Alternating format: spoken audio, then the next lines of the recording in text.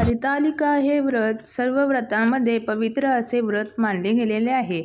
हे व्रत प्रामुख्याने महिला आणि कुमारिका स्त्रिया करतात. 2025 या वर्षी हे व्रत 26 ऑगस्ट 2025 म्हणजेच मंगळवारी आलेले आहे. हे व्रत प्रामुख्याने गणपती बाप्पाच्या आगमनाच्या आदल्या दिवशी करतात. हरितालिका हे व्रत प्रामुख्याने निर्जळी करतात, तर काही भागामध्ये फलाहार घेऊन या उपवास केले जातात.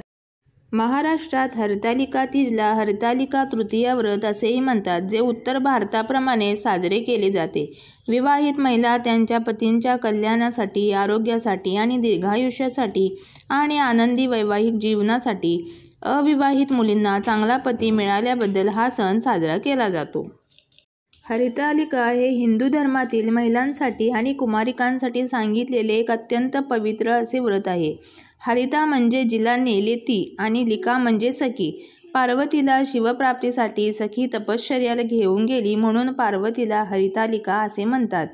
हरितालिका या व्रताची कथा आपण नक्कीच जाणून घेऊया.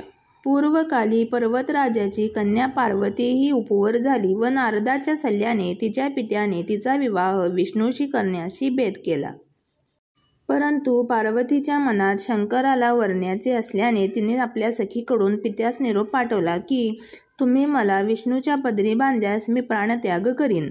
इतक्यावरच ती थांबली नाही, तर आपल्या सखीच्या मदतीने ती घरातून पळून गेली व शिवाचा लाभ व्हावा म्हणून एका अरण्यात जाऊन शिवलिंगाची पूजा आरंभली.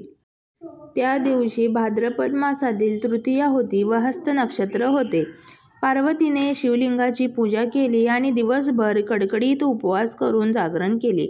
तिच्या तपाने शिव प्रसन्न झाले आणि त्यांनी पार्वतीच्या विनंतीला मान देऊन पत्नी म्हणून तिचा स्वीकार केला, अशी आख्यायिका आहे. घनदाट अरण्यात जाऊन पार्वती मातेने हे व्रत इतके कडक केले की या व्रतादरम्यान फक्त झाडाची पिकली पाने खाऊन ती राहिली आणि त्यामुळे भगवान शिव तिला प्रसन्न झाले. म्हणूनच भगवान शंकरांसारखा पती आपल्याला मिळावा म्हणून कुमारिका मुली हे व्रत पूर्ण श्रद्धेने करतात. आणि विवाहित स्त्रिया आपल्या पतीला दीर्घायुष्य लाभावे, निरोगी आयुष्य लाभावे म्हणून हे व्रत श्रद्धेने करतात. या व्रताची पूजा मांडणी करताना केळीचे खांब, दुर्वा, विविध फुले तसेच वाळूची शंकराची पिंड तयार करतात. पूजा ही चौरंगावर छानपणे मांडली जाते. हरतालिकेचा उपवास करताना नारळ पाणी, लिंबू पाणी, हंगामी रस, डाळिंबाचा रस आणि उपवासात प्यायल्या जाणाऱ्या इतर द्रवांचे सेवन आपण करू शकतो. तसेच बदाम, अक्रोड, पिस्ता, काजू आणि मनुका यांसारखे काही ड्रायफ्रूटसुद्धा आपण घेऊ शकतो.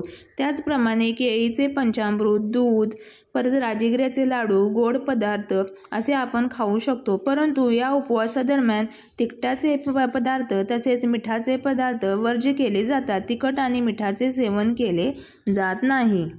हा उपवास कधी सोडावा बरं?